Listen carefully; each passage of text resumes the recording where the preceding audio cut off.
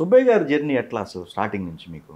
ఇలాగే ఇతరం ఫిలిమ్స్ ఆయన డైరెక్టరు, నేను రైటర్గా అలాగే ఆర్టిస్ట్గా వెళ్ళాను. ఆయన నాలో ఉన్న ఒక రైటర్ టింజ్ని గమనించారు. ఆయన 2-3 సినిమాలకి నేను స్క్రిప్ట్ రాశాను. అట్లాగే ఆయన చాలా చాలా గొప్ప సహనం ఉన్న, అట్లాగే సమన్వయం ఉన్న ఒక డైరెక్టర్. అంటే ఉదాహరణకి మీకు ఒక విషయం చెప్పాలంటే, ఎర్రమందారం సినిమా తీస్తాను. ఎర్రమందారం కథలో ఏంటంటే, ఆ భూస్వామి పక్కన తన భర్త చనిపోయిన తర్వాత ఈ అమ్మాయి భూస్వామి పక్కన పడుకొని వాడిని చంపేసి తినడం లాస్ట్. రైట్. కానీ అంత ప్రేమించుకొని పెళ్లి చేసుకున్నారు. తర్వాత బిడ్డ కలిగింది. ఆ తర్వాత ఆ భూస్వామి ఆగడాల్ని వ్యతిరేకించాడు. వాడు చంపేసిన వాడే హీరో. వాడు ఎక్కడికో వెళ్ళిపోయాడు, పట్టుకోండి, వీడు నా పాలేరు అని అబద్ధం ఆడాడు. అప్పుడు ఆమె కూడా వేలిముద్ర సంతకం పెట్టింది. అయిపోయిన తర్వాత వాడు ఈ అమ్మాయిలోని అందాన్ని చూసి రమ్మని పిలిచాడు. వాడు అక్కడ అయిపోలా మా డిస్కషన్. ఒక్క ముత్యాల సుబ్బయ్య గారే ఆ పిల్లని ఎర్రమందారంలాగా చూసిన ఆ పిల్లని వాడి పక్కన పడుకోబెట్టనివద్దయ్యా. సిచ్యుయేషన్ అక్కడ దాకా తీసుకెళ్ళండి, కానీ ఆ పిల్ల అరే పడుకోకపోతే ఎట్లాగా బట్టి కదా అలవాటయ్యి ఇది అలవాటై చంపేసింది అని మేము. తర్వాత ఎక్కడో ఒక ఆలోచన, కరెక్టే, అలా చేయకుండా ఉంటే ఏంటి అని. అప్పుడు ఈ అమ్మాయి రెడీ అయ్యి వాడు పిలవగానే వెళ్తే ఒకసారి కొడుకు పాము విసిరాడు, ఇంకోసారి గడ్డివాం తాకలు పెట్టాడు, ఇంకోసారి ఎద్దు చచ్చిపోయి, ఇట్లాంటి హడిల్స్ కల్పించిన తర్వాత ఇంకోసారి గొడ్డలన్నీ ఇచ్చాడు. గొడ్డలతో నరికేసింది. మా ఆయన వచ్చి చంపాడండి. నువ్వు అతడితో పడుకుంటావా? నేను చంపాడండి అంటే, అవునండి మా నాన్న వచ్చి చంపాడాడు. That is ఎర్రమందారం. ఆ ఎర్రమందారం స్త్రీ పాత్రని కాపాడింది ముత్యాల సుబ్బయ్య అని ఇవాటికి నేను చెప్తాను. ఓకే ఓకే, అర్థమైందిగా మీకు? అవునవునవును. మనమంతా గ్రూప్ అంతానేమో అసలు కథని ఒప్పుకున్నదే.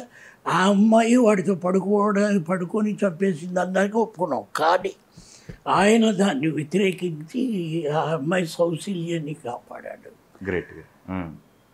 అమ్మాయి చంపేసి ఉంటే అది అవార్డీ మూవీ అయ్యి ఉండేది కాదు.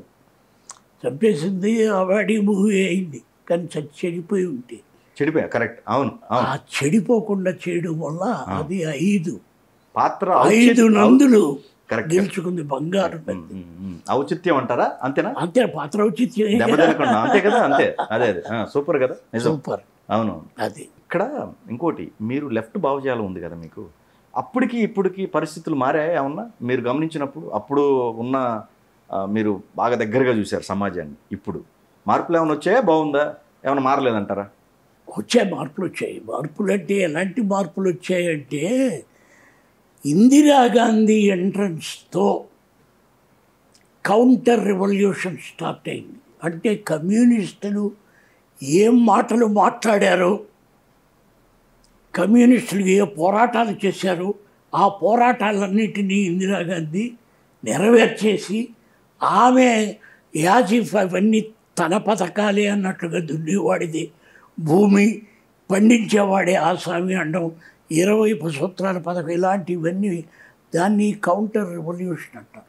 అంటే రెవల్యూషన్కి ఎదురుగా నేను వచ్చి దొంగ పారిపోతుంటే దొంగ అంటే వీడు కూడా దొంగ అన్నట్లుగా, అలాంటి మామూలు ప్రజానాయకులు కూడా కమ్యూనిస్ట్ జాలాలు కమ్యూనిస్ట్ పదాలు వాడడం, వాడి వాళ్ళు ఉన్న గ్లామర్తో వాళ్ళు కొట్టుకుపోయారు. కమ్యూనిస్టులు వెనకబడ్డారు. That is the thing. Vijayashanti గారితో ఆ కర్తవ్యం ఎప్పుడు ఫస్ట్ పరిచయం అక్కడైనా? విజయశాంతి గారు మీకు అంతకుముందు ఏమైనా చేశారా? అంతకుముందు భారతనారు చేశాక రైట్ రైట్ మా మాస్టర్ గారు. మా ఇతర ఫిలిమ్స్లో బాబురావు గారి ఆధ్వర్యంలో ఆ, మన ముత్యాల సుబ్బయ్య భారతనారు చేశాక భారతనాడులో క్యారెక్టర్ చేశారు. అక్కడ పరిచయం. Okay okay. క్యారెక్టర్ చేయడం అంటూ ఉండదండి. ఇక రాతల్లో కోతల్లో తీతల్లో అక్కడ ఇక్కడ ఆపద్ధర్మమా సార్? ఆపద్ధర్మం అంటారు. ఆపద్ధర్మం కాదు, కాదుగా. దాన్ని ఏమంటారంటే దాన్ని ఇంకేమన్నంటారు? గోస్ట్ అంటారు. అలాగా ఆ పక్కనే ఉండిపోవడం. నేను వెళ్తాను బయట, ఉండు ఉండు ఉండు ఉండు, నేను ఉంటే ఏదైనా ఉపయోగం ఉంటుంది. అలాగా మౌన పోరాటం అంకురార్పణ ఎలా జరిగింది? రామోజీరావు గారు ఆయన పేపర్లో వచ్చిన కటింగు, ఒక బబిత అనే ఒక గిరిజన యువతి, ఆ గిరిజన యువతి జీవిత చరిత్రే మౌన పోరాటం. ఆ అమ్మాయిని మోసగించిన వాడు, బిడ్డని పుట్టించిన వాడు, బిడ్డతో వాడి ఇంటి ముందే కూర్చొని ఈ బిడ్డ నీ బిడ్డే అని వాడి చేత అనిపించిన తర్వాత నిజంగానే నా బిడ్డే అని వాడి చేత ఒప్పించిన తర్వాత ఆ అమ్మాయి పిచ్చినా కూడా నేను నీతో ఉండడానికి కాదు ఈ మాట అనిపించింది. వీడికి తండ్రి ఉన్నాడు, వీడికి ఒక వంశం ఉంది అని నిరూపించడానికే అని ఆ బబిత కథని ఆయన యాజతీసి గాంధీ గారికి చెప్పి మౌన పోరాటం రాయమన్నారు.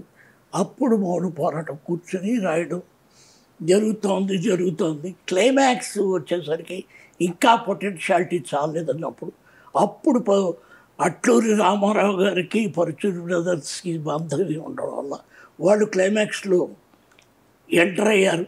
ఎంటర్ అయిన తర్వాత మొత్తం సరిచేసి నా పేరును కూడా సరిచేశారు. కానీ యమునకు మీరేనా మొత్తం ట్రైనింగ్ అంటే మొత్తం చేసింది? అసలు ఫస్ట్ ఆవిడని అనుకున్నారా, వేరే ఎవరిని అనుకున్నారా? లేదండి, ఎక్కడంటే ప్రెసిడెంట్ గారి అబ్బాయి అని ఒక సినిమా రాశాం. ఆ బాలకృష్ణ సినిమాకి 3 అక్క చెల్లెళ్ళు 100వ రోజున గులాబీ పూలు ఇవ్వడానికి రిసెప్షన్లో నిల్చున్నారు. వాళ్ళల్లో మేము చూస్తున్నాం, ఈ అమ్మాయి బాగుంటుందండి మన క్యారెక్టర్కి అనుకున్నాం. దానికి అప్పుడు పొట్టా గిట్టా లావుగా ముద్దుగా ఉండేది. అప్పుడు మొత్తానికి తీసుకెళ్ళి ఆయనకి ఫోటోలు పంపిస్తే ఆయనకి నచ్చలేదు.